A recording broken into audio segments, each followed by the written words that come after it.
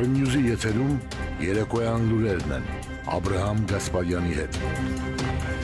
Բարի երեկո հարգելի հեռուստադիտող, լրատվական օրն ու շաբաթն սկսվեց հետաքրքիր իրադարձություններով, մեր լրագրողական թիմն առանձնացրել է դրանցից ամենակարևորը, որին էլ կանդրադառնանք վայրկյաններ անց։ Մինչև այդ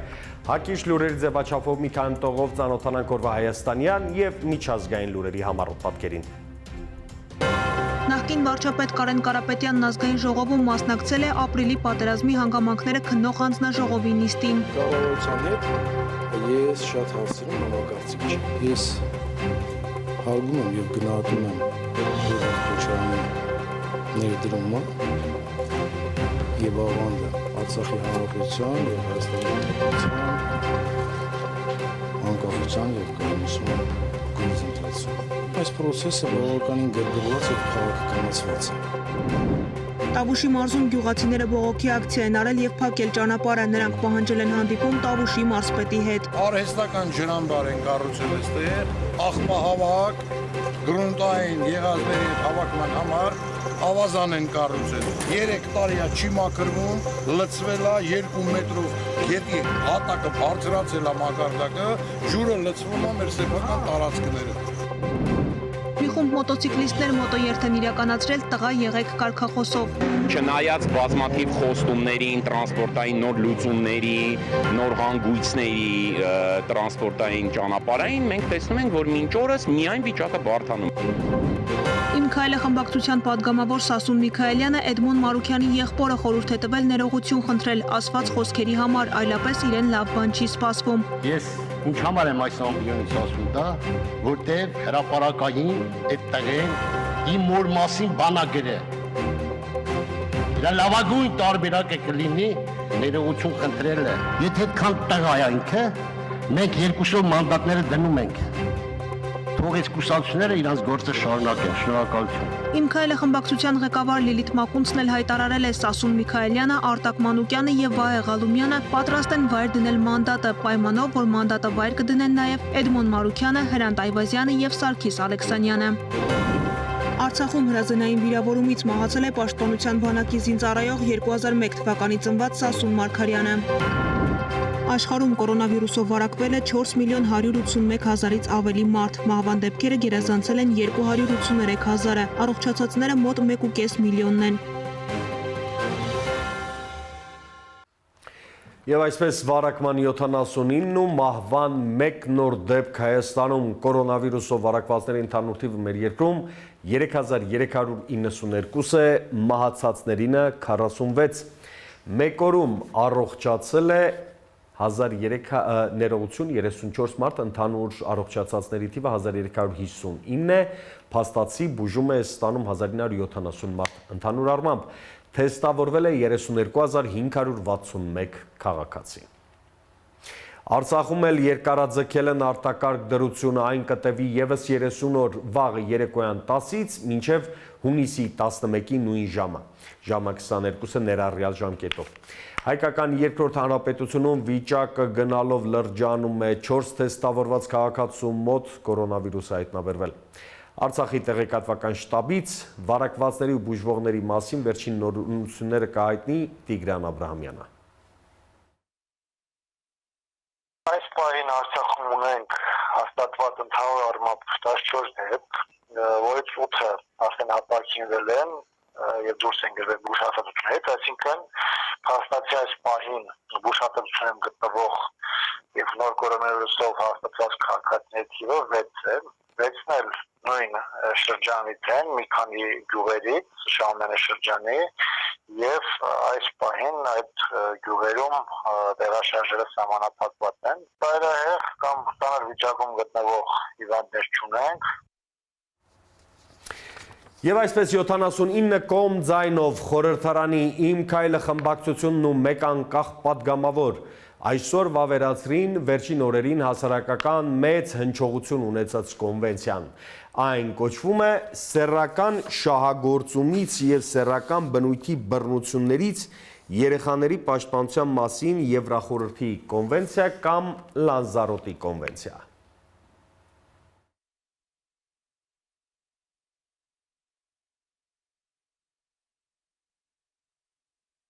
Կողմ 79-12 ձեռնպազրով որոշում ընդունվել է։ Առերևույթ սիրուն ու չքմեղ ձևակերպումներ, որոնք մասնագետները միարժեք չընդունեցին։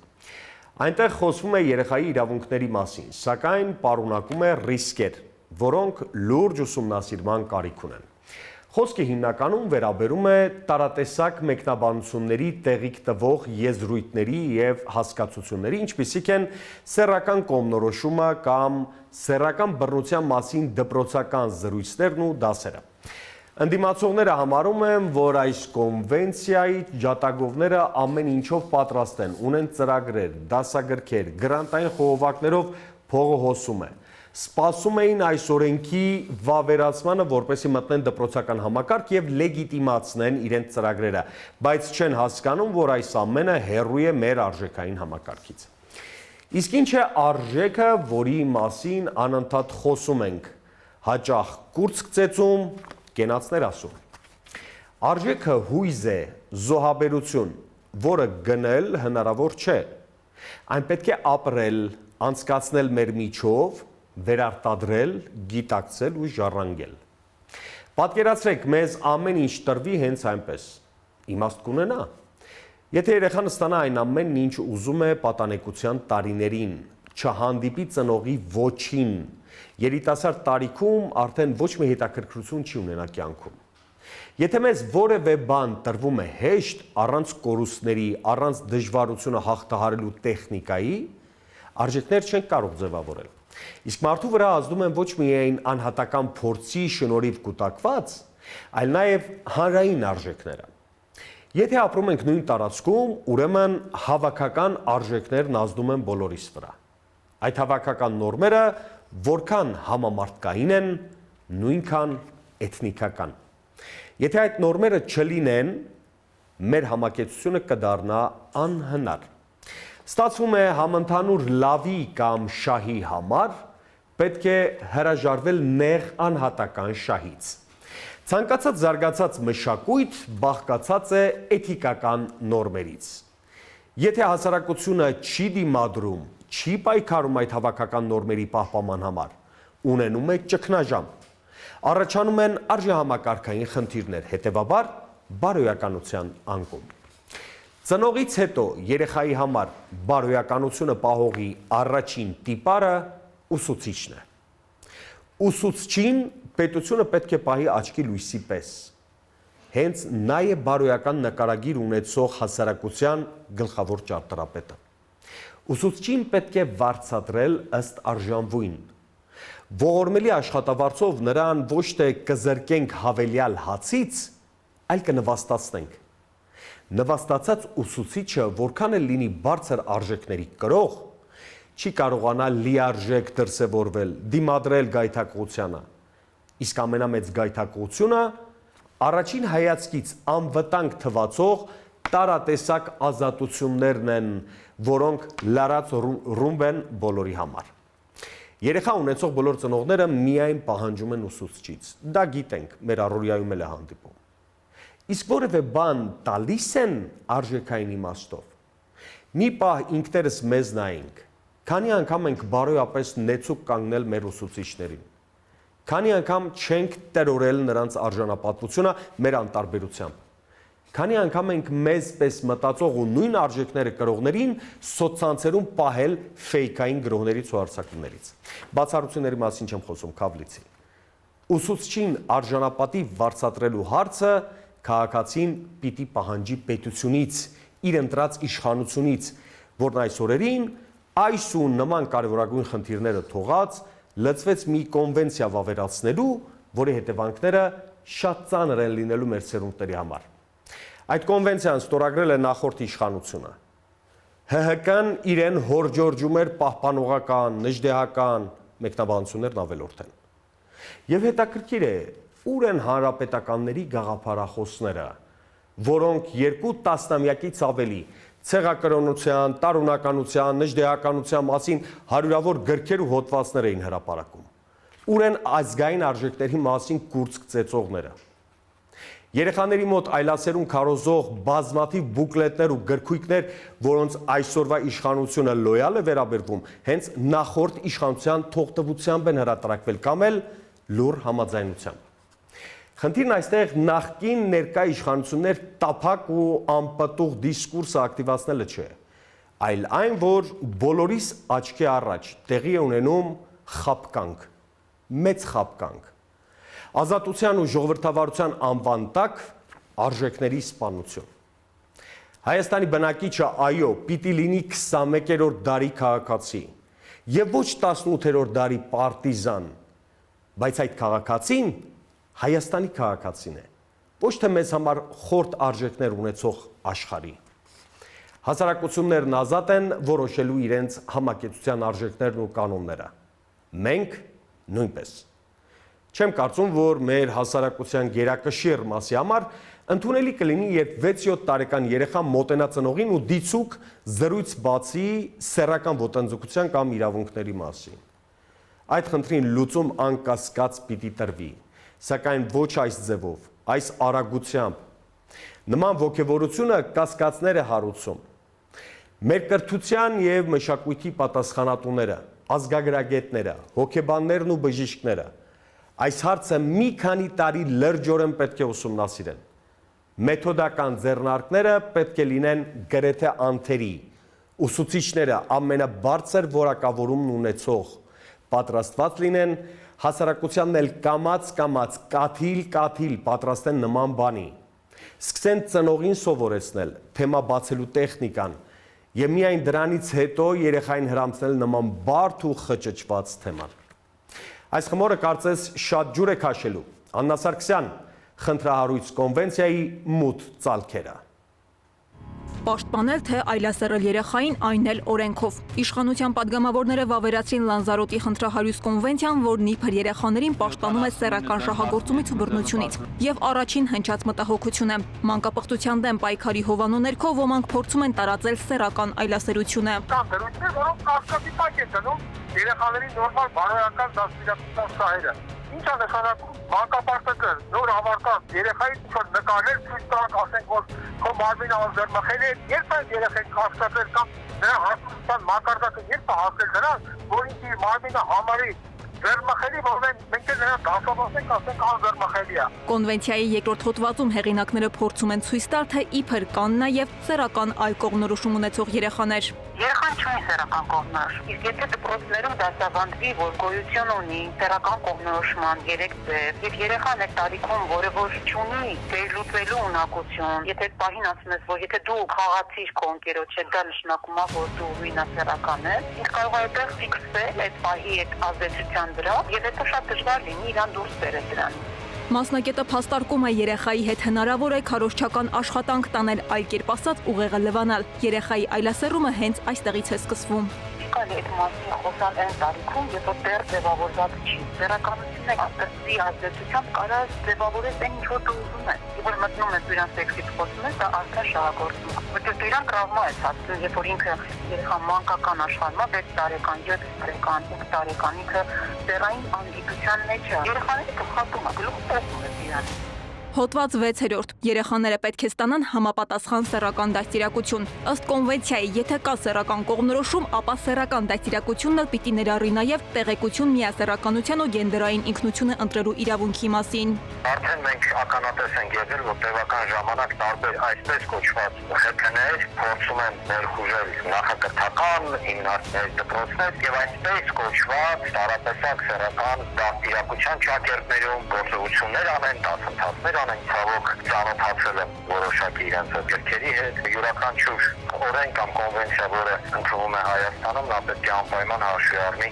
այդ վտանգները։ Կոնվենցիա կլինի ինչ ուզենա լինի, նա պետք է համահունչ լինի մեր ավանդույթներին, հայկական տեսլականին, մեր սուբյեկտիվացու տեսլականին։ Ըստ մասնագետների, այս խմորը դեռ շատ ջուր է քաշելու եւ կրթական ծրագիրը գրավիչ ու խոստումնալից թվացող կարգախոսների տակ իրականում քողարկում է բազմաթիվ վտանգներ, որը սխալ մարդկանց ձեռքով անդառնալի վնաս կհասցնի հայ ընտանիքին, մեր ապագա սերնդին, դարերով անխաթար պահած բարոյական արժեքներին։ Աննա Սարգսյան, Գարտիկ Նահապետյան, Արմնյուս։ Թեմայի մասին մասնագետի հետ զրուցելու եմ մի քանի վայրկյան անց, գնամ դիմավորեմ նրան, չփոխեք սպասեք մեզ, կվերադառնանք մի քանի վայրկյան անց։ Շնորհակալություն, որ հետևում եք մեզ, դուք դիտում եք երեկոյան լուրեր Աբրահամ Գասպարյանի հետ, ինչպես դաթարից առաջ նշել էի, ունենալու եմ մասնագետ, որի հետ զրուցելու եմ թեմայի շուրջ, Ժողովրդագրական զարգացման կազմակերպության նախագահ, պատմական գիտությունների թեկնածու Վանիկ Բաբաջանյանն է իմ հյուրը, բարև ձեզ, պարոն Բաբաջյան։ Հետևեցիք այսօր ազգային ժողովում քննարկմանը եւ դրան հետևած քվեարկությանը։ Նախ ուզում եմ շնորհակալություն հայտնել հրավիրելու եւ որպես քաղաքացու եւ մեր հասարակական կազմակերպության ժողովրդագրական զարգացում հասարակական կազմակերպության ձայնը լսելի դարձնելու։ Նախ ասեմ, որ այս իրադարձություններին ոչ միայն այսօրվա այսպես ասած Լանզարոտյան կոնվենցիային, այլև Ստամբուլյան կոնվենցիային մեր կազմակերպությունը հետևում է տակավին անցած տարվա կեսերից։ Իհարկե հետևեցի բնականաբար ինչ-որտեղ Ձեր գնահատական ուղղակի այսօրվա քվեարկության վերաբերյալ, որովհետև ես այսօրվա թողարկման ընթացքում փորձեցի իմ գործընկերների հետ իշխանության ներկայացուցիչներից մի պատգամավորի հրավիրել, նրանք սովորության համաձայն բոյկոտեցին եւ չներկայացան եւ այլ քաղաքական գործիչներից փորձ, որպեսզի խնդրի բոլոր շերտերը հասկանանք։ Դրա համար այս մեր քննարկման կամ մեր զրույցի ընթացքում ես կփորձեմ ներկայացնել հակափաստարկներ ձեր ներկայացուցիչների, ես կարծում եմ ինքս էլ կփորձեմ լինել անաչառ եւ հակափաստարկներ նաեւ։ Ձեր գնահատականը։ Նախ ասեմ, բոլոր այն մարդիկ եւ բոլոր այն շերտերը, ովքեր հանդես են գալիս դեմ այս կոնվենցիային, չի նշանակում, որ նրանք երեխաների դեմ բռնության կողմնակից են։ Սա խնդրում եմ միանշանակ ֆիքսել։ Եվ ինքս էլ խորապես համոզված եմ, որ այն 79 պատգամավորները, որոնք այսօր կողմ քվեարկեցին, չեմ կարծում, թե նրանք էլ չեն մտածում մեր հանրապետության հետագայի համար։ Ուզում եմ հստակորեն ֆիքսել։ Չեն մտածում, բայց քվեարկում են մի այնպիսի կոնվենցիայի վավերացման օգտին, որը խնդրահարույց է շատ մասնագետների համար։ Ես դա կարող եմ ուղղակի եւ ուղղակի ինքս իմ, այսպես ասած, ողջամիտ կասկածների տեսանկյունից։ Ես այդ հարցին կարող եմ պատասխանել հարցով, որն է այն գինը,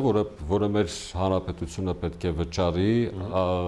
այս կոնվենցիայի վավերացման համար։ Ես կոնվենցիա նախորդ իշխանություններն են ստորագրել, ես իմ խմբագրական խոսքում եմ նշեցի,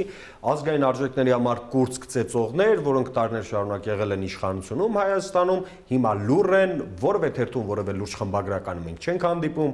որևէ լուրջ գնահատականի չենք հանդիպում, որ տղերքին չեք անում, սրանք են։ Ես կարծում եմ, որ եւ այսօրվա գործող իշխանության ներկայացուցիչները եւ նախորդ իշխանության ներկայացուցիչները վերջապես 2010 թվականին է Հայաստանի Հանրապետությունների ստորագրությունը դրել այդ կոնվենցիայի տակ, պետք է ողջամիտ բացատրություններ տան։ Նախ թե ինչու մենք 2010 թվականին միացանք, հետո 8 տարի այն չհայտնվեց մեր խորհրդարանում եւ մեկ էլ 2020 թվականին այն հաստատվեց օրակարգում։ Ինքս որպես մարդ, հասարակագետ, պատմաբան, այստեղ երկու կարևոր խութեր եմ տեսնում։ Առաջինը, կարծեմ երկրորդ հոդվածն է, թե սխալվում եմ, խնդրում եմ ինձ ուղղեք, շրջանառության մեջ է դրվում, այսպես ասած, սեռական կողմնորոշում կոչվող, այո, այդ հասկացությունը, որը ապագայում բավականին լուրջ նախադուռ է բացելու եւ կարծում եմ նաեւ հետագայում տեղ է գտնելու մեր նորմատիվ իրավական ակտերում։ Եվ երկրորդը կարծեմ 6-րդ հոդվածն է, ինչքանով որ փորձեցի հիշել, երբ որ այո, եւ ընդ որում ոչ միայն կրթական, այլ խոսքը գնում է տարական կրթական, այո, ես այստեղ որպես նաեւ նախկին մանկավարժ եմ ուզում ասել, 2000-ականների սկիզբն էր կարծեմ 2002-3 թվականներին, երբ ավարտական դասարանում, այն ժամանակ ավարտականը 10-րդ դասարանն էր, փորձում, այսպես ասած, փորձում էի ներկայացնել ժամանակին խորհրդային միության ներքին գործերի մինիստրը Լավրենտի Բերիայի որոշակի քայլերը ուղղված որոշակի թվով կանանց, այսպես ասած, սեռական հարաբերությունների պարտադրելու ես բավականին երկար ժամանակ մտածում էի 16-17 տարեկան երեխաների մոտ ինչպես պետք է փորձեմ ներկայացնել այս թեման։ Ուր մնաց, թե 6-ից 8 տարեկան երեխաների մոտ պետք է նմանատիպ թեմա քննարկվի, որը նորից եմ կրկնում, շատ լուրջ նախադուր կարող է հանդիսանալ, որովհետեւ երեխաները, ինչպես նաև ոչ միայն երեխաները, այլև այդ երեխաների ծնողները խիստ մտասևեռվեն մի գաղափարի վրա։ Արդյոք երեխային գրկողը մանկապիղծ է, արդյոք այս բարեկամի հարազատի կամ չգիտեմ ծանոթի առարկա այդ թեմայից է մանկապարտությունը թե ոչ, պարոն Բաբաջանյան, բավական ակտիվ վերջին 15 օրվա ընթացքում ես այս զարգացումներին ոչ միայն հետևում, նաև դրանք բերել եմ իմ եթեր, անցած շաբաթվա ընթացքում մենք լայնորեն անդրադարձանք այս խնդրին եւ ահազանգեցինք, որ կան խնդրահարույց կետեր, բայց այսօր վավերացրեցի վերջո։ Ես կողքից նայելով, պարզապես այսօրվա խորհրդարանի նիստին, շատ պարզ եւ այսպես միամիտ հարց առաջացավ։ Մարդու իրավունքների գլխադասային հանձնաժողովը, որը դրական եզրակացություն էր տվել այս կոնվենցիային, ունենք երկու ոչ իշխանական կուսակցություն՝ Բարգավաճ Հայաստանը եւ Լուսավոր Հայաստանը։ Նրանք ցանկացած թեմայի վերաբերյալ կարող են ցանկացած լսումներ կազմակերպել։ Նախ, ինչու չեն օգտվել այդ գործիքակազմից, այդ հնարավորությունից, եւ երկու, ինչու խնդիրը չեն հանրայնացրել։ Ես մեծ հաճույքով այդ հարցը նաեւ իրենց կողեի, բայց այսօր զբաղված էին, իրենք ներկա չեն։ Ինչու, այսինքն վերջին պահին մենք հայտարարությունների մակարդակով անենք, փորձենք ինչ-որ շոու սարքել, ինչ-որ դրամա ստեղծել, որ տեսեք այսպես, բայց մենք ամբողջ ընթացակարգի ժամանակ լռել ենք, որովհետեւ այլ չենք ձեռնարկել։ Ամեն դեպքում ես կարծում եմ, որ երբ գա ժամանակը պատասխան տալու, հավասարապես դա կիսելու են ոչ միայն 79 падգամավորները, այլև ազգային ժողովի ամբողջ կազմով։ Բնականաբար անցած շաբաթվա վերջում մենք ինչ-որ բաներ էինք տեսնում, ով ումը հոպար ասեց, ով ումը չափալախեց եւ այլն, եւ բնականաբար այդ ամբողջի հորձանուտում, այո, ոչ միայն չերևաց այս հանգամանքը, այլև մեր հաղթանակները ըստ էության չարժևորվեցին։ Կարծում եմ մեր հասարակության մեջ չի գտնվի մի ողջամիտ անհատ, որը փորձի հերքել իմ ասածը։ Ամեն դեպքում մի մոտ են ողջամիտ կասկածներ առաջանում, թե ինչու այդ երկու խորհրդարանական խմբակցությունները համապատասխան խորհրդարանական գլխադասային հանձնաժողովի նիստերում ոչինչ չեն ասել եւ նույնիսկ կողմ են քվեարկել, ըստ ամենայնի չեն կազմակերպել խորհրդարանական լսումներ, որին բնականաբար պետք է հրավիրվեին մեր հանրության բոլոր շահագրգիռ ներկայացուցիչների։ Մոտ է բնականաբար հարց առաջանում եւ կարծում եմ առաջիկայում իրենք ուր է տանելու այս կոնվենցիան։ Այս կոնվենցիան տանելու է նրան, որ շատ շուտով ազգային ժողովը կփորձի անդրադառնալ նաեւ Ստամբուլյան կոնվենցիային։ Մեկը մյուսի շարունակությունն է։ Այսօրվա երեխայի նկատմամբ բռնությունների, Ստամբուլյանը արդեն կանանց նկատմամբ բռնությունների, որտեղ էլի բավականին շատ վտանգավոր ձևակերպումներ կան, այնտեղ գենդերային հավասարություն բառեզրի կամ բառակապակցության մեջ որոշակի վտանգավոր սեռական դերեր, կարծրատիպեր եւ այլն, եւ ընդ որում այս երևույթի դեմ կատարած կամ կատարվելիք հանցանքը, ինչպես կամ ոտնձգությունը, ինչպես նշվում է կամ նշվում է Ստամբուլյան կոնվենցիայի մեջ, քննելիս պետք է հաշվի չառնվեն կրոնական, ազգային, ավանդութային եւ այլ հանգամանքներ։ Պարոն Բաբաջան, այստեղ շատ մի կարևոր հարց։ Ինձ համար անկեղծ ասած, որպես Հայաստանի Հանրապետության քաղաքացու, ոչ մի նշանակություն չունի նմանատիպ կոնվենցիաներ, որ իշխանությունների օրոք կստորագրվեն, որի օրոք կընդունվեն։ Ինձ համար միևնույնն է։ Ցանկացած օրինագից ես պիտի փորձեմ հասկանալ իմ ժողովրդի եւ մենտալիտետի եւ ապրելակերպի եւ ավանդույթների հակով է թե ոչ։ Ինչու են նման կոնվենցիաները պարբերաբար հայտնվում մեր այսպես քաղաքական ճանապարհին, ընդ որում մենք ունենք հնարավորություն դրանք շրջանցելու, այսինքն այնպես չէ, որ մեր պարանոցին դրված է, որ անպայման պիտի ընդունենք սրանք, որպեսզի համարվենք քաղաքակիրթ կամ ժողովրդավարական։ Ինչու ուր է տանում այս ամեն ինչը։ Միանշանակ համաձայն եմ ձեր ձևակերպումների հետ, մանավանդ որ խոսք է գնում, որ այսօրվա իշխանությունը բավականին մեծ քվե ունի վստահության եւ նա շատ հանգիստ կարող էր նույնիսկ չանդրադառնալ այսօրվա խնդրու առարկա կոնվենցիային։ Բայց ուզում եմ գալ հարցին ավելի արմատներից։ Մենք այսօրվա արագ փոփոխվող աշխարհի մի մասն ենք, համահարթեցվող աշխարհի, որը գալիս է դեռևս շատ վաղուց, եւ աշխարհի խոշոր երկրները, իրենց ավանդույթներն ու ապրելակերպն են փորձում թելադրել նաև մյուս ժողովուրդներին։ Մենք էլ որպես հանրապետություն բնականաբար միանում ենք որոշակի կոնվենցիաներին, որոնք ունեն բավականին շքեղ ձևակերպումներ, բավականին շքեղ, այսպես ասած, էլեմենտներ, Ես նույնիսկ ասեի չքմեղ։ Այո, բայց այնտեղ կան բավականին շատ վտանգավոր ձևակերպումներ։ Այսօր մենք ասում ենք, տարական դասարաններում ներդրվելու է սեռական բռնության կամ դրա փորձի եւ այլն երեխաների մոտ 6-ից 8 տարեկան կամ թող մի փոքր ավելի բարձր դասարաններում լինի։ Իմ մոտ որպես նախկին մանկավարժի եւ գիտությամբ զբաղված անձնավորության հարց է առաջանում, որ առարկաների կամ որ առարկայի հաշվին է դա ներդրվում։ Եվ ունեն ողջամիտ կասկածներ, որ գուցե դա հայ եկեղեցու պատմության հաշվին ներդրվի, եթե ոչ, թող գիտության, կրթության, սպորտի եւ մշակույթի նախարարության համապատասխան պաշտոնյաները ներկապային բացատրություն տան կամ հանդես գան պարզաբանումներով, որ այս ենթադրյալ առարկան, որը դեռ հարց է կներդրվի, թե ոչ, որտեղ հասարակական լայն հնչեղություն եւ արձագանք ունի, արդյոք այս առարկան չի ներդրվելու իմ կողմից արդեն նշված առարկայի տեղը։ Պարոն Բաբաջանյան, փորձենք ամփոփել արդեն որն է այլ ընտրանքը։ Վերջո խոսում ենք, բողոքում ենք, ասում ենք, որ վատն է սա, այս մեկը ավելի լավ կլինի, որ այսպես չանենք, իսկ ինչ անենք։ Շատ հետաքրքիր հարց է։ Նախ եւ առաջ անելը պետք է գա ղեկավար քաղաքական ուժից եւ Հայաստանի կառավարող շրջանակներից, որ անընդհատ քննադատում է, ասում է, որ սա հասարակական դաշտը բնականաբար նույնպես իր անելիքն ունի, հասարակական դաշտի անելիքները ավելի շատ կլինեին, եթե նմանատիպ մի հանրային քննարկում կազմակերպվեր։ Ես կարող եմ մի քանի ուղղություններով ասել մեր անելիքները։ Նախ, շատ կարևոր է մի հանգամանք։ Նմանատիպ կոնվենցիաներում ձևակերպված նմանատիպ ձևակերպումները սպառնալիք են մեր ազգային անվտանգությանը։ Բացում ենք մեր ազգային անվտանգության ռազմավարությունը, որտեղ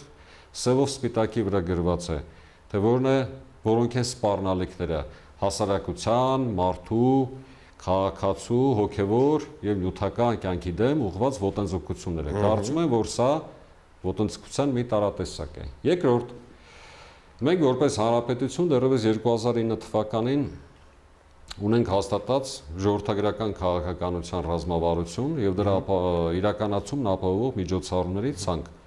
որի 7-րդ գերակայությամբ ամրագրված է հոգևոր, ոչ նյութական արժեքների պահպանությունն ու պաշտպանությունը։ Եվ ես կարծում եմ, որ մեր ազգային ավանդույթները նույնպես դասվում են նման արժեքների։ Եվ ես ոչ թե ես, այլ ձեզ կհակադարձենք, ասեմ, որ ինչպես վերջին շրջանում նաև ազգային ժողովում ելույթներից է զգացվում հասարակական դաշտից կամ գիտահետազոտական կենտրոններից, որ հայագիտությունը արդեն այն առարկան չէ, որի վրա պետությունը պետք է ներդրումներ անի, գումարներ հատկացնի եւ անհրաժեշտ է ավելի ժամանակակից, չգիտեմ, ինչ որ այսպես կուրսերի վրա ուշադրություն։ Եվ երրորդ ամենակարևորը, եթե մենք ուզում ենք կանխարգելել ընտանիքում ինչպես երեխաների, այնպես էլ կանանց նկատմամբ բռնությունները, ես մեր ղեկավարող շրջանակներին կարող եմ առաջարկել ավելի կարճ եւ ավելի հստակ տարբերակ։ Եկեք ընդունենք բազմազավակ ընտանիքների մասին օրենքի նախագիծը, որը հնարավորություն կտա մեր գոնե որոշակի թվով երեխաներ ունեցող ընտանիքներին դարձնել ինքնաբավ եւ ավելի արժանավայել կյանքով ապրող։ Եկեք ընդունենք բնակարանային ապահովության նպատակային ծրագիր, որը այդ նույն երեխայի նորից լավագույն շահն է ապահովում։ Եկեք ավելի արժանավայել աշխատավարձ վճարենք ուսուցիչներին, որը նույնպես կապահովի մեր երեխաների արժանավայել դաստիարակությունը։ Լիահույս եմ, որ ձեր առաջարկները տեղ կհասնեն։ Ես էլ եմ հույսով։ Շնորհակալություն։ Հիշեցնեմ, որ ես զրուցում էի ժողովրդագրային զարգացման կազմակերպության նախագահ Վանիկ Բաբաջանյանի հետ, հետաքրքիր զուգադիպությամբ թե միտումնավոր, բայց երեխաների սեռական բռնության այս օրենքի քննարկումներին զուգահեռ սոցցանցերում ակտիվացել են այն խմբերը, որոնք պարբերաբար ծաղրում են մեր ազգային ինստիտուտները՝ ավանդական ընտանիք, բանակ, եկեղեցի։ Եթե փոքր-ինչ հետ գնանք եւ այդ օգտատերերի գործունեության որոշ տվյալներ ուսումնասիրենք, սևը սպիտակի վրա կտեսնենք եւ իրենք էլ չեն թաքցնում, որ ակտիվորեն նստած են դրամաշնորհների ասեղի վրա, Սնվում են դրսի խոշոր դոնորներից, գրանտներ են ստացել հատուկ թեմաներով ուսումնասիրություններ ու սեմինարներ կազմակերպելու դիցուկ, ազգային այդ ինստիտուտներում տիրող բարքերի վարքականոնի մասին։ Մասնագետների մի լուրջ խումբ այս ամենի մեջ մարդու իրավունքի ոտնահարում է տեսնում։ Բոլոր նրանք, որոնք ծաղրում են բանակը, եկեղեցին, զինվորին ու հոգևորականին, մոռանում են, որ ոտնահարում են մարդու կրոնական եւ հավատի իրավունքը։ Ծաղրի առարկա դարձնում սեփական հայրենիքի անվտանգության երաշխավորին, բանակը, սահմանը կրակի տակ պահող զինվորին եւ զինվորականին։ Ում ջրաղացին է ջուր լցնում այն մարդը կամ կազմակերպությունը, որը չավարտված պատերազմի պայմաններում սոցցանցերը ողողում է անմիտ, թշնամական ու հայ զինվորին ու հոգևորականին ծաղրող, նսեմացնող ու իրականության հետ որևէ աղերս չունեցող նկարներով ու մակագրություններով։ Վովա Հովսեփյան, ձեռքերդ հեռու բանակից եւ եկեղեցուց։ Անհայտ աղբյուրներից սնվող ինչ-որ մարդիկ կրկին ծաղրի առարկա են դարձրել բանակն ու եկեղեցին, այս անգամ ծաղրանկարներով։ Ինչու է հայը հայաստանցին ծիծաղում սեփական երկրի անվտանգության երաշխավորի վրա։ Հայաստանի համար զինված ուժերը մեր ֆիզիկական անվտանգության միակ երաշխավորն են։ Ղեկատվությունն եւ ապատեղեկատվությունը նույնպես պատերազմի գործիքներ են։ Զարմանալի չի, որ նման հրապարակումներ կարող են լինել արժեզրկելու, վարկաբեկելու բանակը, որպես ինստիտուտ, որը պետության գլխավոր հենարաններից մեկն է։ Կասկածելի դոնորներից սնվող խմբերը շարունակում են ծաղրանկար անել եկեղեցու վերաբերյալ եւ ծաղրել մարդկանց հավատը։ Ամեն ինչ կարելի է ծաղրել, բայց ոչ սրբություններ, այսինքն եթե մարդը չի հավատում, դա իր գործն է, բայց կան շատ մարդիկ, որոնց համար դա սրբություն է, եկեղեցին, սրբապատկերները, եւ բնականաբար պետք է հարգել նաեւ մյուս մարդկանց եւ հավատքը եւ ընկալումները եւ արժեքները։ Ինչ պետք է անի պետությունը ստի ոտը կտրելու համար։ Կարծում եմ պետք է առաջին արժևորվի հենց պետության կողմից եւ պետությունը իր համակարգով, իր մեքենաներով, այսպես ասած, պետք է տեր կանգնի այս ամենի եւ թույլ չտա։ Պետք է բոլոր ստախոսներին, զերպարտողներին բացահայտի։ Եկեղեցին ու հոգևորականին ծաղրողը չի հարգում դիմացինի կրոնական մոտեցումներն ու ընկալումները, շեշտում է հոգևորականը։ Եկեղեցին մարդկանց միշտ օրդորում է, որ այդ բարեական կերպարի, բարեականության մեջ դիմացին հարգելու, դիմացի ազատությունը, իրավունքները, ընկալումներն ու պատիասը հարգելու մեջ լինել ազնիվ, լինել արդար։ Եկեղեցին ընդհանրապես մարդկանց այս բարեական կերպարի մեջ ավելի ամրացնելով է որ պայքարում է։ Հոգևորականն ու հրապարակախոսը, որ նաև Արցախի հերոսամարտի մասնակից է, կրկնում են ձեռքերդ հեռու բանակից եւ եկեղեցուց։ Վովա Հովսեփյան, Գառնիկ Նահապետյան, Armnews։ Այսքանն ենք նախատեսել այսօրվա համար, դուք դիտում եք երեկոյան լուրեր Աբրահամ Գասպարյանի հետ, կհանդիպենք վաղը նույն տաղավարում, նույն ժամին։ Առողջ եղեք։